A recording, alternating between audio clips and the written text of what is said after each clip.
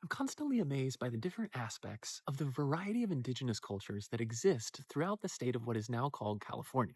Hi, my name is Josiah with Diversifier Parks, and I am obsessed with the way that we talk about history in the great outdoors. And today we're focusing in on San Onofre State Beach and talking about how indigenous cultures invite their children into adulthood using a variety of puberty rituals to signal full entrance into adulthood. In the book The Way We Lived, edited by Malcolm Margolin, I came across several stories about the rituals that were used to usher children into adulthood throughout indigenous California. In the Atsangawi tradition, a tribe from northeastern California, a boy, when his father noticed that things were changing within him, he would send his son on a trip up to the mountains to set fires so that the father could see them. The son was then instructed to look out for a specific dream that was either about gambling, a hunter killing a deer, or about doctoring in order to be able to finally return to his village a changed man. In the tradition of the Wintu in Northern California, puberty brought along with it a whole set of rules and taboos that must be followed strictly. The newly menstruating woman, during her time of the month, was not allowed to eat any meat or fish or salt. She was unable to engage in any sort of sexual activity, and she was even required to use a separate set of baskets and utensils. These norms or taboos might seem strange to the modern eye, but the thing that we must remember is that when Native folks talk about everything being interconnected, they mean it, and the Wintu are no exception.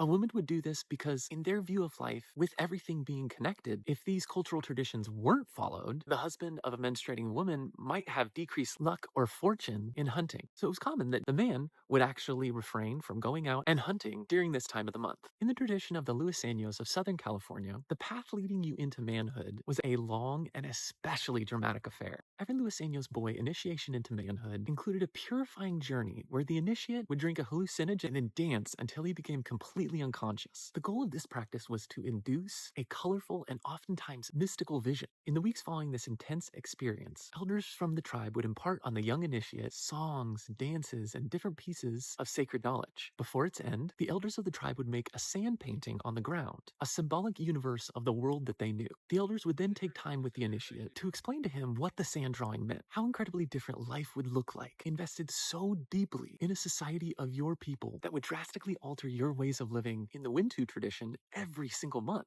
How different it is to call children into adulthood in this ideal, where when you are considered an adult, you are considered not only responsible for your behavior, but for the behavior of your family. Once again, I am left marveling at indigenous societies and communities the world over that have led by example of what good parenting can look like, forming relationships that are not focused on domination or exerting power, but on mutual respect and a sense of belonging. Thanks so much for joining me today on a quick journey through indigenous California, and I hope to see you next time.